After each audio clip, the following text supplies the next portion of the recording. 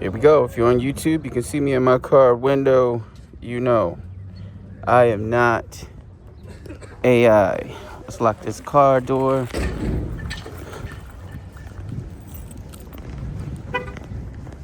And get started with another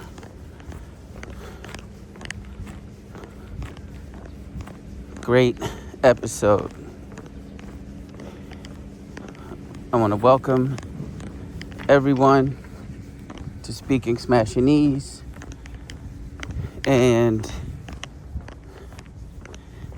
across the street,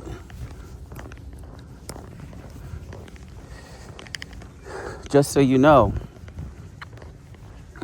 Smashinese is a term I created in college that simply means the language of lovemaking, the language of making out, or the language of intimacy.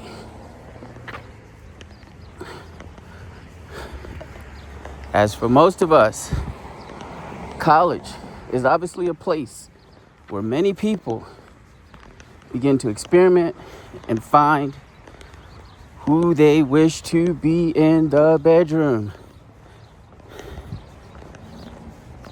And I was no exception. I also want to add that if you are listening on an audio podcast, you may hear cars, birds, crickets, dogs, helicopters, airplanes, my feet hitting the pavement, me breathing hard. And that is because I am actually walking right now, in real time. Right now, I am walking as I'm recording this podcast. I guess you can consider me your free walking buddy who loves to talk about relationships, family life, personal finances, but particularly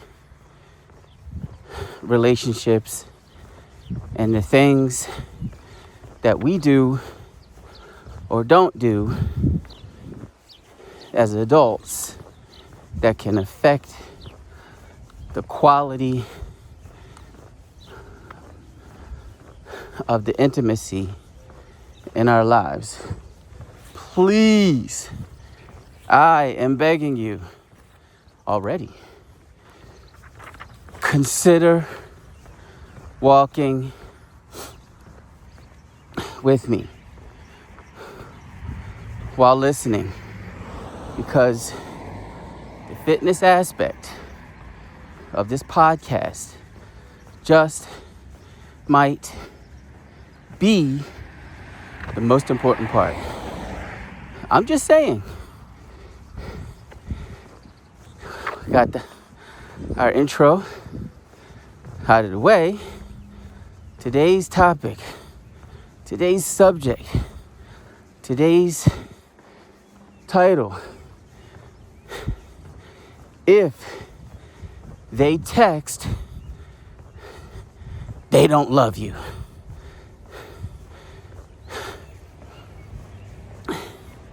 And just stick with me. Obviously, that is what I'm talking about. But as a content creator, I gotta make it a little interesting, right?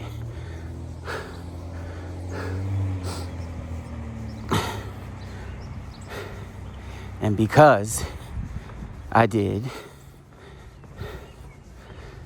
I can hear you leaving already. Wait. Don't leave. Keep walking with me.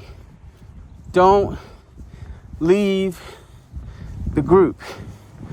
I need to hear me out first because I already know what you're thinking.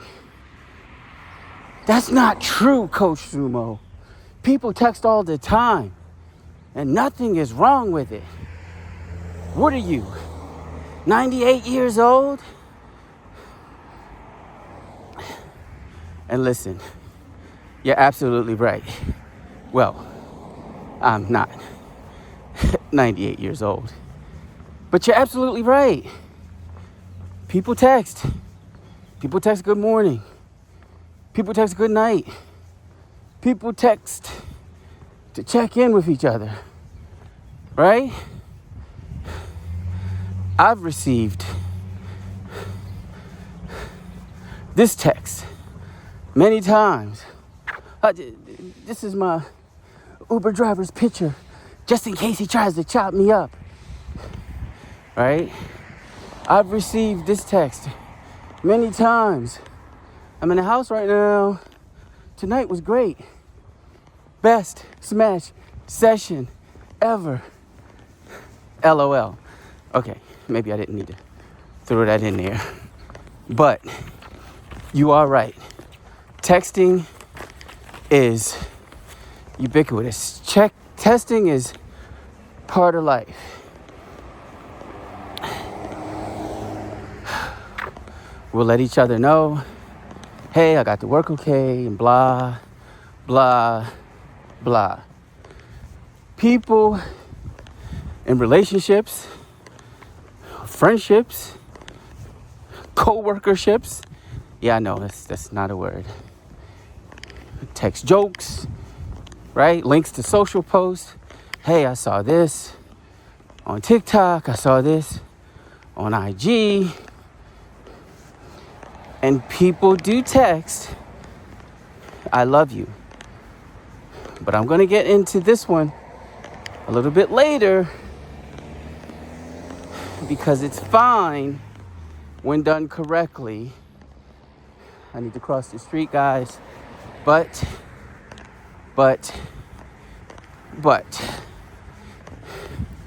safety first, as always. So let me be clear. I'm not saying texting means someone does not love you. I'm saying this. If everything important in your relationship lives in text messages, something is missing. I want everybody walking with me today to think about this and ask yourself this question. What's the most serious conversation I've ever had, ever, through a screen with my thumbs? And hold that thought. Now, again, this episode is not about... Hold on, guys. Big truck.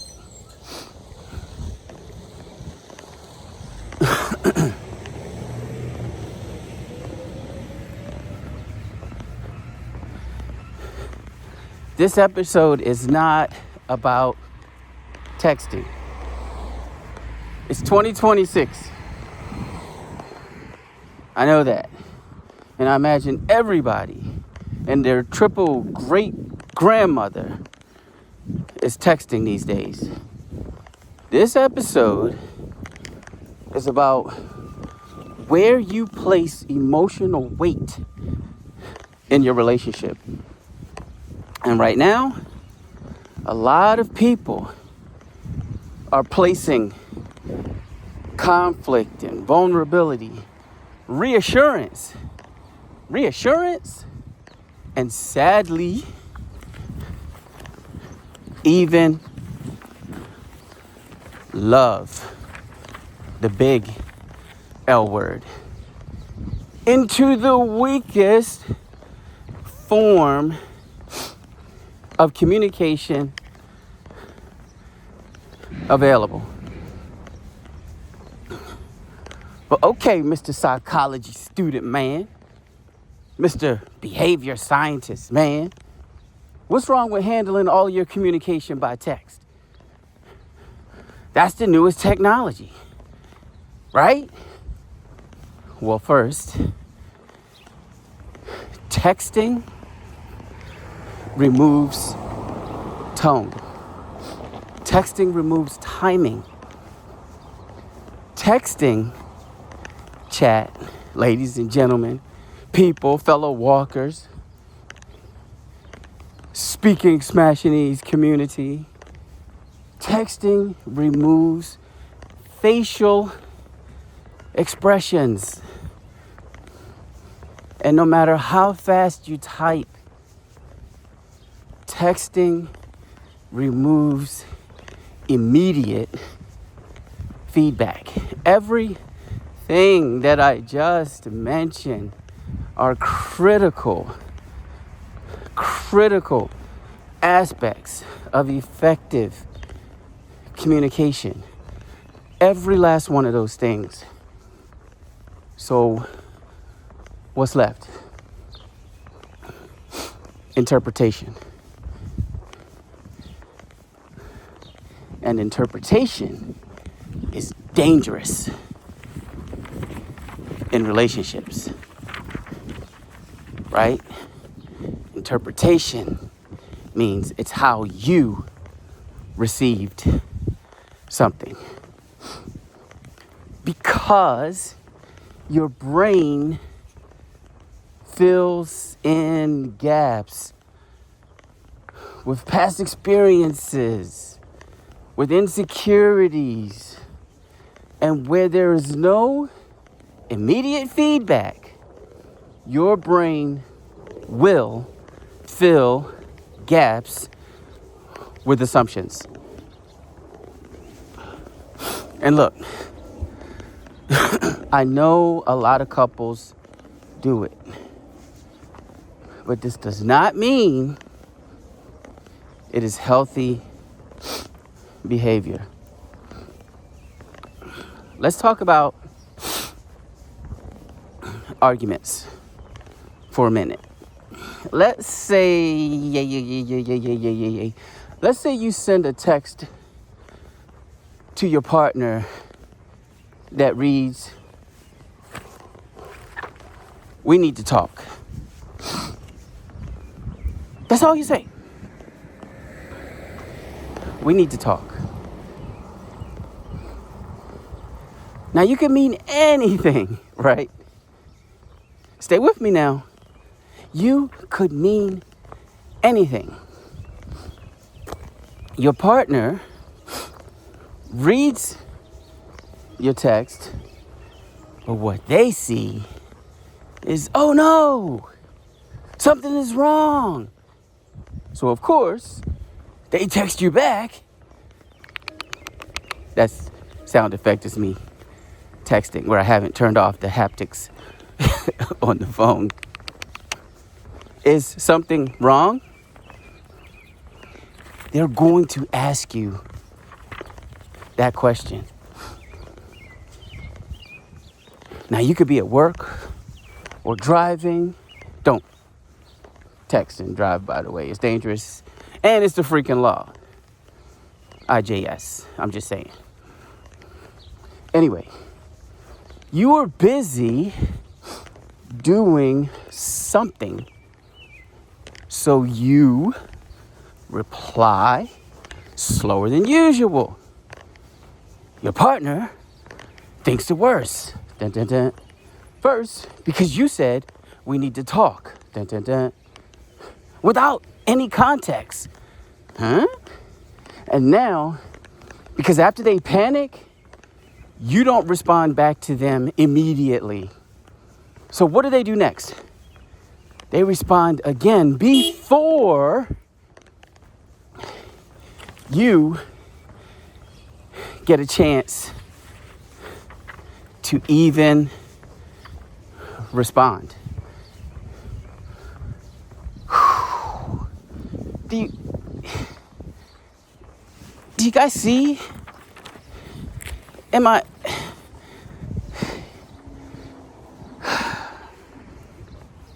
Do you see where this is going? Because when they respond, before you have a chance to reply or respond to them, they say something like, "Are you upset? Are you mad at me?" Now, think about this, chat. Before you've even spoken, the emotional tone is already distorted. I owe you guys some push-ups. This bench,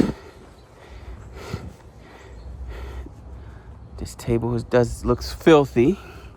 Let me get my gloves. And if you're new to the podcast, this is not a break. This is a pause. If you're on YouTube, you should see my hands right now pounding on the table. We're walking. Take a break. Do some jumping jacks. Do some push-ups. Do some body weight squats. Do some box squats. Do some burpees. Do something additional to increase that heart rate. It just makes the walking even more effective. Let's go. 1, 2, 3, 4, 5, 6, 7, 8, 9, 10, 11, 12, 13, 14, 15, 16, 17, 18, 19, 20, 21, 22, 23, 24, 25. Now I'm going to change levels. The lower you go, the more difficult. What was that, 25?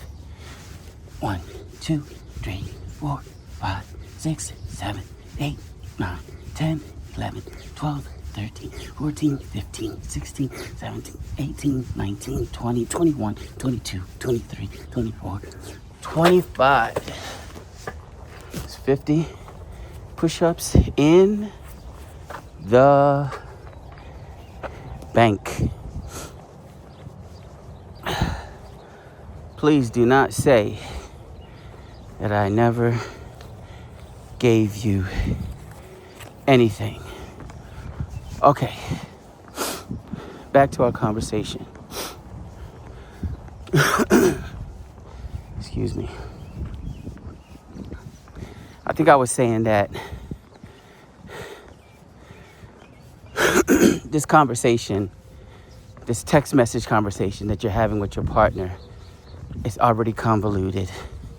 It's already screwed up. The tone, oh yeah, that's what I said. The tone is already distorted. And as I catch my breath, be honest with yourself. In your past or current relationships, many arguments have started or gotten worse because of a stupid text message. Okay? That's a question for some and a statement for others to think about, because it hasn't happened to everyone. But for a lot of people, a lot of drama, confusion, negativity, even breakups, right, have started with a text message. Now,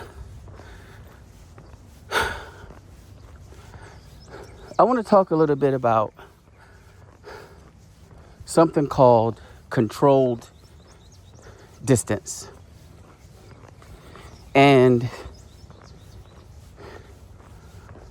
here's something that people don't say out loud. Something that no one who does it wants to admit. Texting, excuse me, allergies, guys. Texting during conflict often feels safer. Because it allows you to control your words. It allows you to think about what you want to say. And it allows you to avoid immediate action, right? We have to include that. And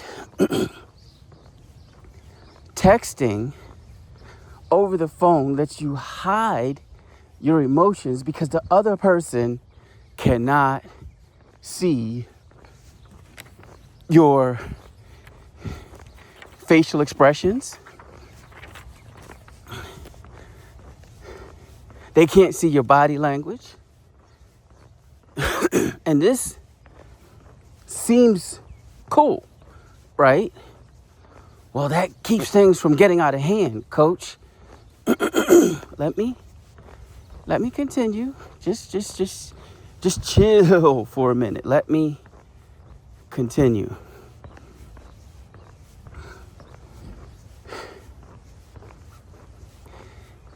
It seems like a safer way to handle conflict because no one runs the risk of getting kicked in the esophagus, right?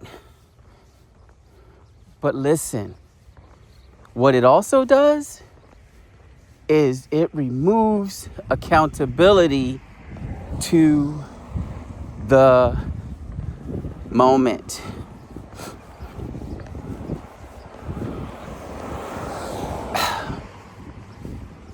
What the helly? What the helly, coach? Calm down, and let me explain what I mean. Accountability to the moment is being emotionally present and responsible for your words, tone, and impact in real time while the interaction is actually taking place, while the conflict, the conversation, the argument, the discussion is actually happening, guys. And if you still don't get it, in elementary school terms, it just means you can't hide, delay, or edit yourself. How's that? One quick sentence. You have to respond honestly. Because even when you don't respond honestly with your words, your facial expressions and body language rarely lie. You are forced to see how the other person reacts to what you're saying when they're sitting right there in front of you. And you are forced to adjust your narrative or your responses based on what's happening right in front of you. For example, with a text message, you can pause, You can rewrite. You can avoid. You can skip stuff. Or you can disappear by just not texting at all. But in person, boom, shaka laka laka. In person, you see the face of the person you are talking to. You hear their tone. You can literally feel the tension of the moment.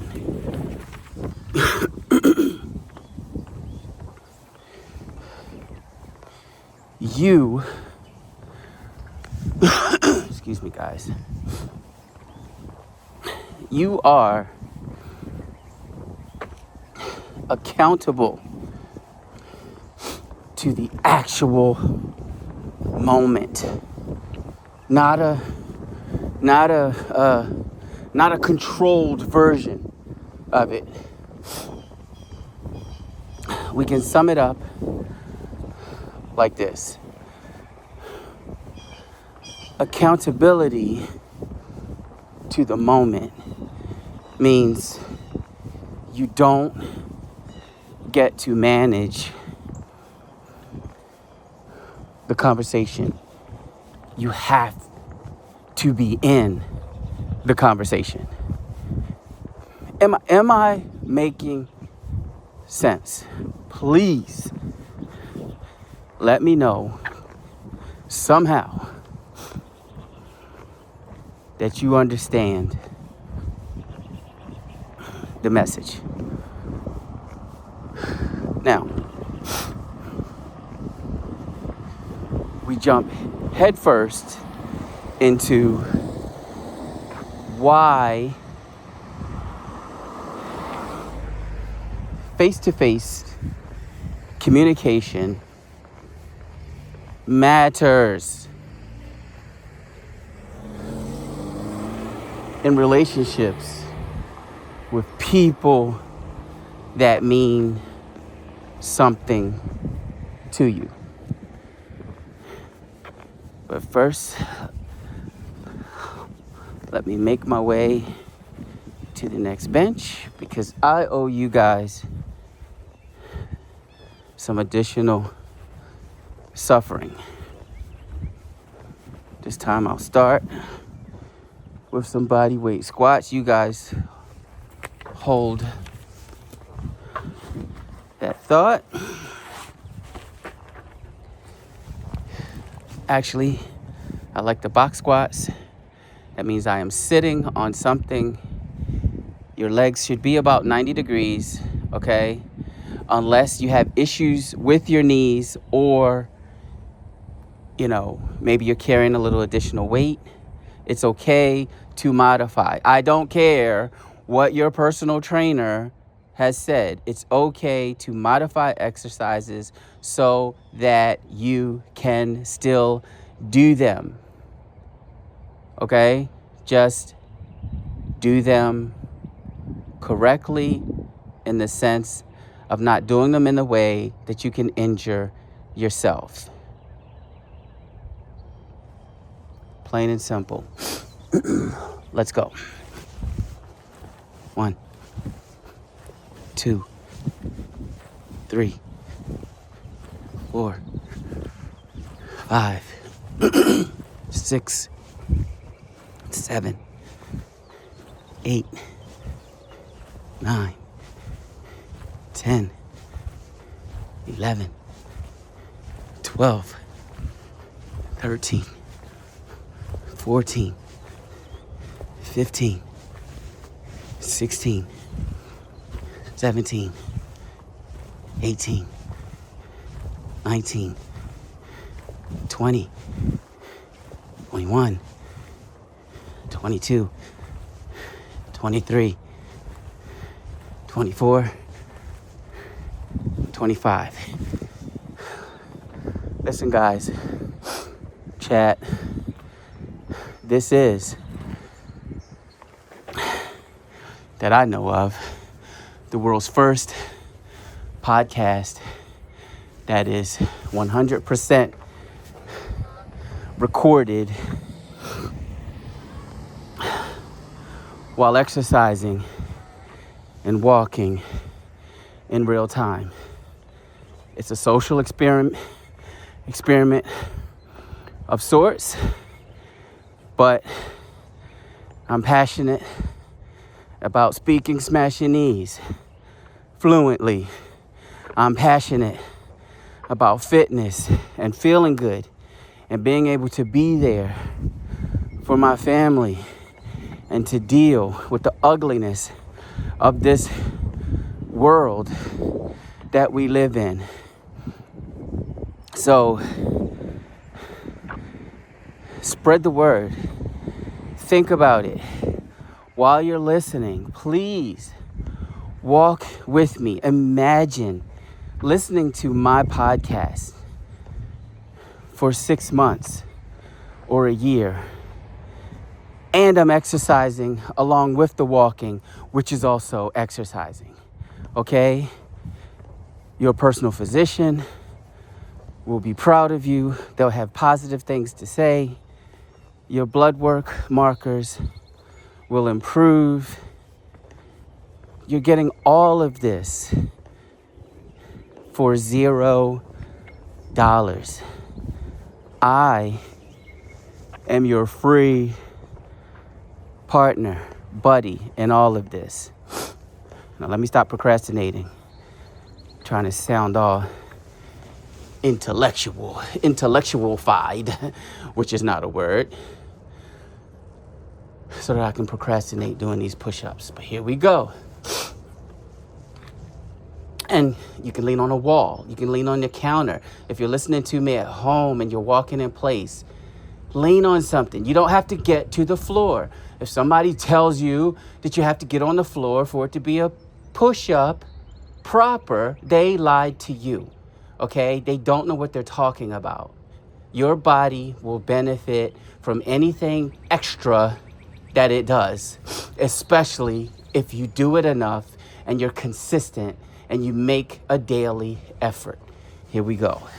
1, 2, 3, 4, 5, 6, 7, 8, 9, 10, 11, 12, 13, 14, 15, 16, 17, 18, 19, 20, 21, 22, 23, 24, 25.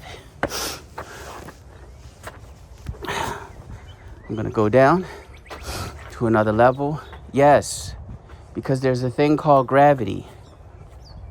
The closer you are to the floor, the heavier you're going to feel to yourself. Will you get more out of it? Of course you will. Your personal trainers are not lying about that. But does everybody need to start there? No. This insanity is what discourages people. I don't want you guys to get discouraged. Okay? Put some headphones on. Put some ear pods on. Start walking. And let's get it. You can rest or hydrate if you're not ready to do the additional exercises. But the rest of us, we're going to get it and we're going to wait for you. Okay? We believe in you. 1, 2, 3, 4, 5, 6, 7, 8, 9, 10, 11, 12, 13, 14, 15, 16, 17, 18, 19, 20, 21, 22, 23, 24, 25.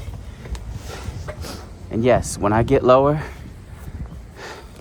you better believe I start to feel it more as well, especially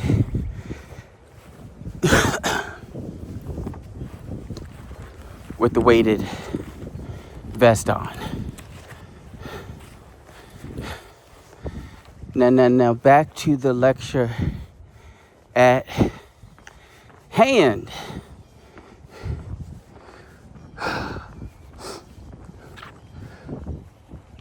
We were talking about why face-to-face communication matters in relationships. And yep, I'm going uphill. So you will hear the suffering. I do apologize. I think we talked about you can feel the person's presence or each other's presence. Okay? You can adjust in real time. You can see their reaction. Okay? The point that I'm trying to make is that's where connection actually happens. Those moments of adjustment. Those moments of adjustments is or are plural, right? What I'm talking about. That's where we find connection. And when I say face to face, I'm also including those things that people used to do back in the day. You know those things. Remember phone conversations? Because even over the phone, tone returns. Pauses matter when you're speaking over the phone. And emotion becomes clearer because you can hear it in people's voices. Now, of course, we have FaceTime in this day and age, have Zoom in this day and age, video calls in this day and age. So that's even better. And yes, if you're wondering, am I counting this as face-to-face? Of course, you don't need to be able to physically touch someone anymore in order for something to be considered face-to-face and to get the same communication benefits out of those face-to-face interactions. So, we got this far. I want to know, are you guilty of hiding behind your device?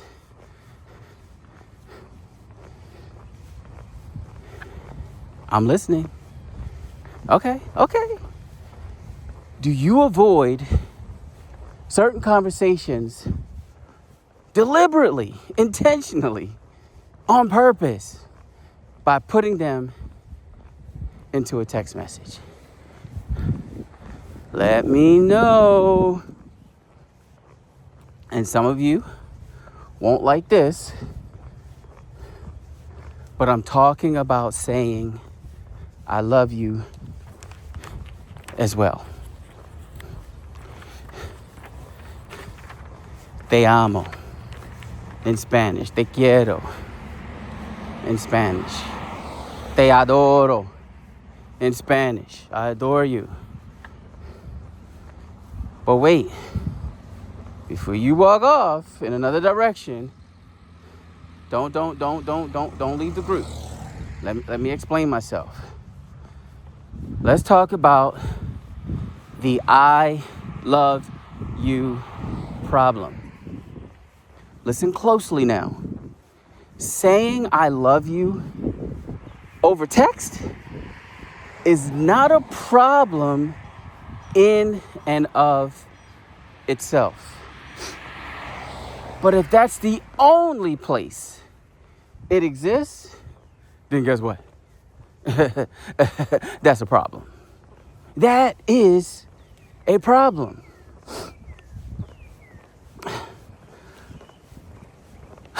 Let's bring this home, okay? Let's say you're in a relationship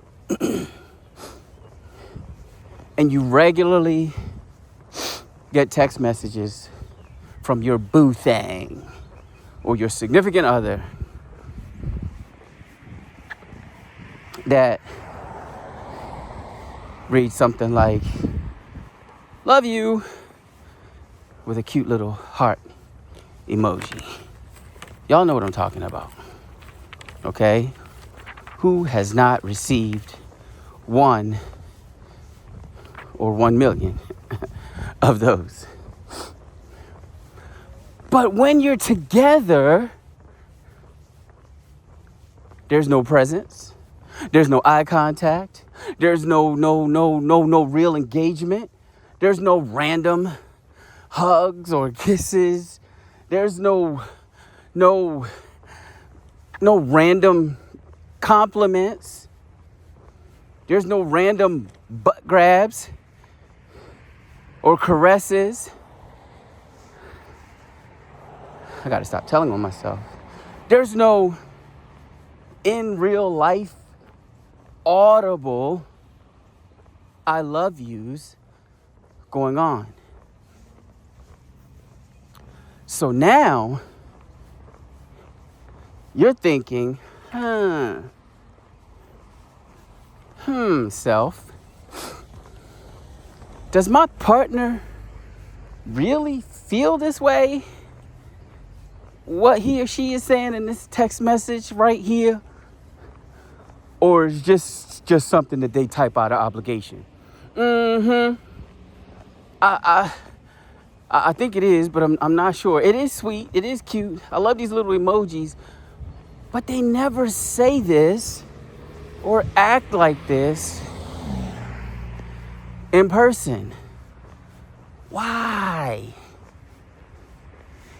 And this is important because the deeper truth is love. I hope y'all are taking notes. Love is not what is said.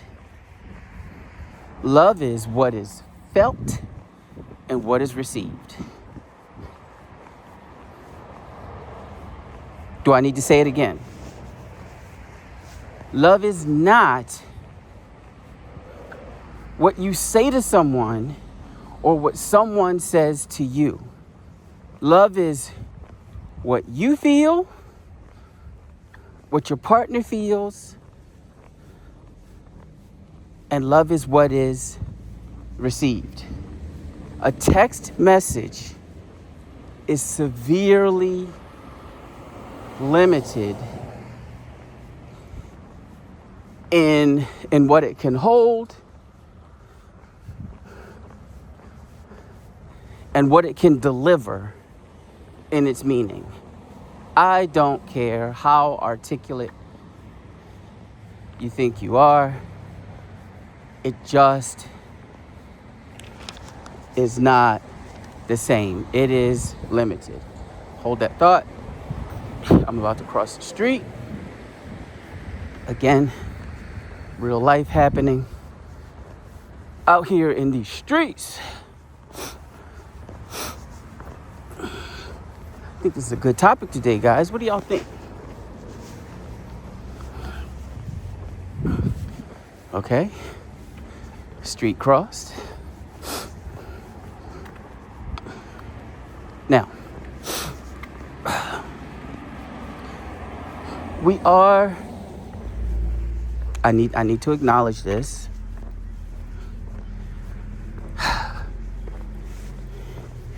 We are living in the age of smart devices. So let's be real. Texting is useful for coordination, for quick connection, convenience, maintaining communication with all sorts of people in our lives. And yes, cute, she made my day, or he made my day exchanges. And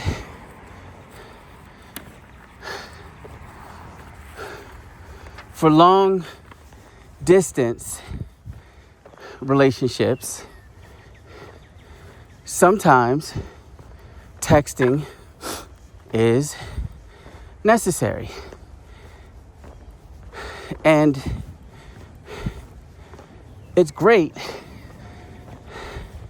that it exists. But even then,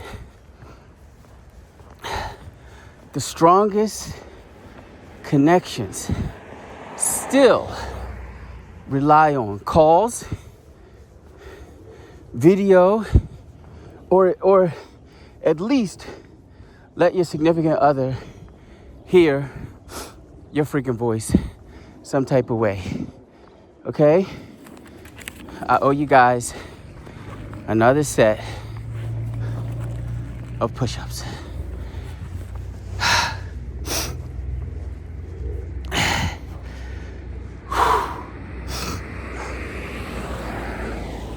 One, 2, 3, 4, 5, 6, 7, 8, 9, 10, 11, 12, 13, 14, 15, 16, 17, 18, 19, 20, 21, 22, 23, 24, 25, 26, 27, 28, 29, 30, 31, 32, 33, 34, 35, 36, 37, 38, 39, 40, 41, 42, 43, 44, 45, 46, 47, 40, 49, 50. Okay. And right to a hill. All right.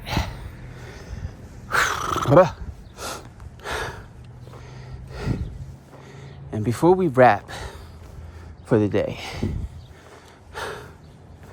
for those of you who are subscribed to Speaking Smashinese on YouTube, answer this question for me in the comment section of this video so that I can find it. I'm sorry, this episode, so that I can find it.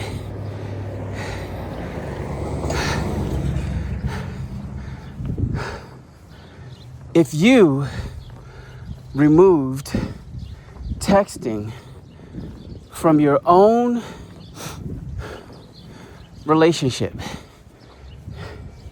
would your relationship feel stronger, or would your relationship feel weaker?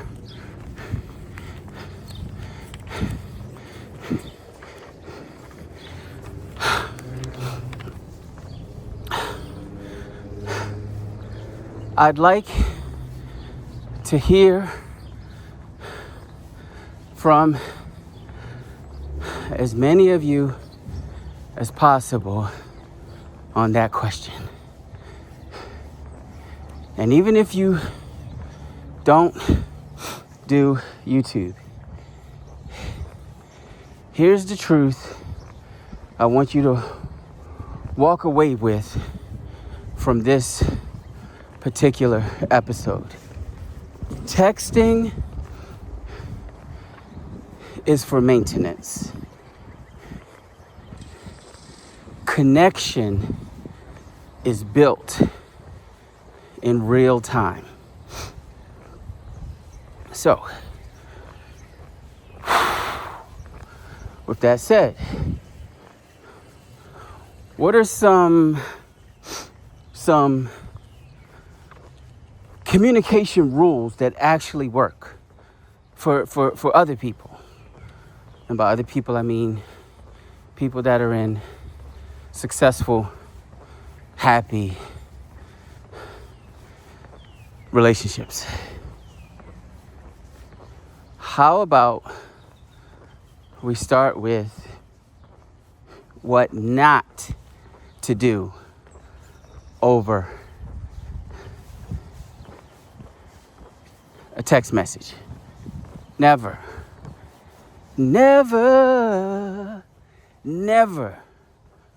ever argue through text messages.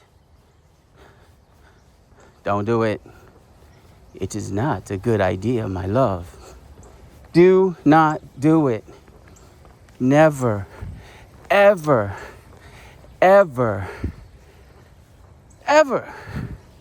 attempt to resolve serious conflicts with text messages. Don't do it. I have warned you. Don't do it. What else? Oh yeah. Never say things like, if you don't come over here right now, I'm going to shave my eyebrows off and eat every one of these Rice Krispie treats until I throw up. In other words, people, never deliver emotional ultimatums via text messages. What to do instead? Have important conversations face to face like our grandparents had to do. Use phone calls when distance is unavoidable. Also, like our grandparents had to do. And address issues while emotion is still honest and fresh. Excuse me. So, here's your speaking Smashinese communication upgrade as it is beginning to rain out here for me. If you're in a relationship, say whatever you have to say in person if it matters to you, or at the very least, make a phone call and talk like civilized people. Text simple stuff only. Text things that cannot negatively affect your relationship because somebody doesn't know what the hell is going on.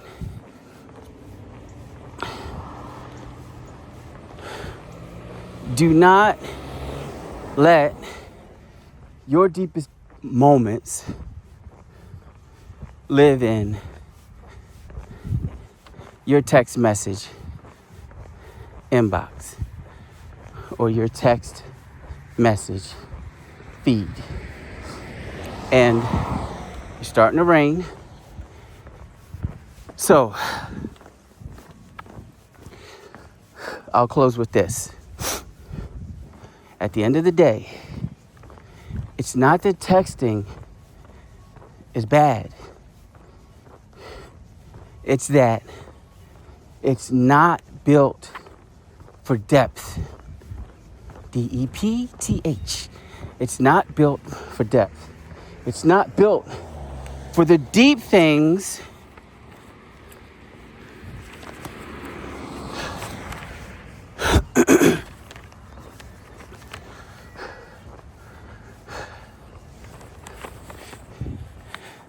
it's not built excuse me guys. for the deep things that are, I want to get this right, that are the foundation, right? And essential infrastructure of a relationship. I paused because that's all I can think about. Okay, I needed to compare it to something, and I'm thinking about building a house or a skyscraper, a building, an office building. The foundation and the essential infrastructure must be sound. It must be reliable for that building to be safe or habitable. So, if you're dating someone or in a relationship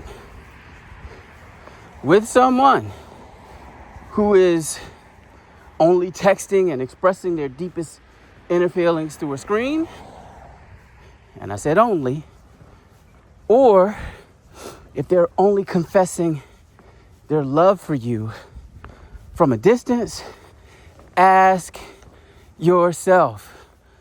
Coach Sumo on the Speaking Smashinese podcast said that I should ask myself. Ask yourself, is this connection that you have with that person, or is it just communication? Because by now, you should know that connection and communication are absolutely not the same thing. I want to thank everybody for walking with me today. Every day, I post daily. I guess unless I'm really sick, thank God that has not happened yet, but I post daily, and that means I will walk or exercise daily to create these episodes. Keep walking, keep pursuing excellence for yourself, mentally, physically, emotionally, and don't get annoyed that I have placed so much emphasis on speaking Smashinese, which is lovemaking or intimacy, because as a human behavior scientist, as a human being that loves the company of women, I know that it is more important than some people even realize. So if that bothers you, don't make that the thing you think about, okay? Take the other things, the other gems that I'm dropping in these shows. Everyone, be safe. I'll walk with you in the next episode. Ciao.